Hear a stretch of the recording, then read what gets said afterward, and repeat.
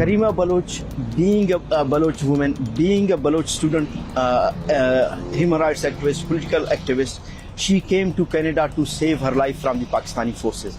Her dead body was seen in a very mysterious way in a lake. Why the Canadian police is not telling the real story, what had happened to Karima Baloch. From her killing, only one state that could be benefited, that state of Pakistan. Canadian security forces, Canadian police, Canadian government is also, unfortunately, is trying to hide the facts.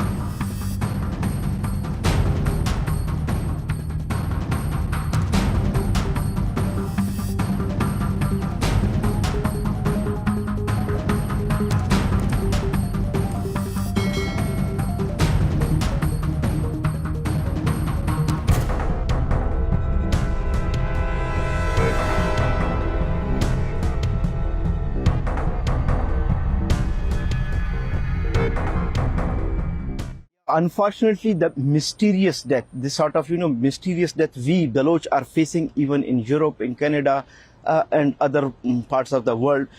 We are political activists, human rights activists. We used to come from Balochstan to save our life. Karima Baloch, being a Baloch woman, being a Baloch student, human rights activist, political activist, she came to Canada to save her life from the Pakistani forces. And she, while living in Canada, she raised her voice for the people of Balochstan against the abuses of the fundamental rights of the Baloch people by the Pakistani forces, against the military operations of the Pakistani army, which her forces are doing over back in Balochstan through her military. So she also has been over here with us at United Nations in Geneva. So she was a prominent Baloch political and human rights activist. Unfortunately, a news came that her dead body was seen in a very mysterious way in a lake. And this is what we had earlier also got same sort of news in Sweden, that Sajid Hussain Baloch, a Baloch journalist, his dead body was also seen in such a mysterious way. His body was found in the same way in a lake, and he was dead. When we got the news of Karima Baloch, I myself, my organization organized a protest in Paris in front of the Canadian embassy. There we raised this issue that we asked Canadian authorities that it's her moral obligation, this is her constitutional obligation, that they should investigate the case of Karima Baloch. Why, how, and under what circumstances, and under which environment, she was killed, and why her dead body was found in such a mysterious way. We submitted a document to the Canadian embassy, and they said that we will contact our government and we will reply you as soon as possible. Unfortunately, approximately 3 years passed. Till now, we have not received any information from the Canadian authorities. When Karima was, eliminated, and after that we saw a statement by the police authorities that there's a no, wrongdoing in the case of her death.